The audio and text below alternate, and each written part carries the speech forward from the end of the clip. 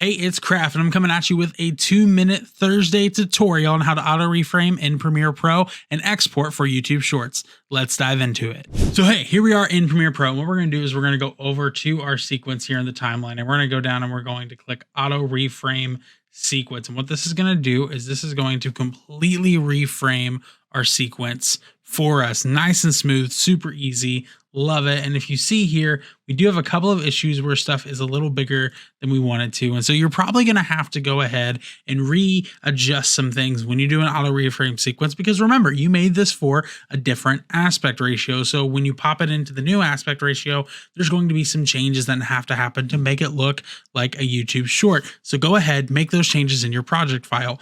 But when you're done with those changes, you are now going to go to the export tab, and you're going to want to figure out how to export this properly for YouTube. And because it's a short, it's usually only around 30 to 60 seconds. My biggest recommendation for this is not to do a high quality 1080p, but to match source high adaptive bitrate, because friends, this will allow it to be uploaded straight into YouTube and automatically go into the Shorts feed, and it won't have black bars on the side. It will look just like it looks right here.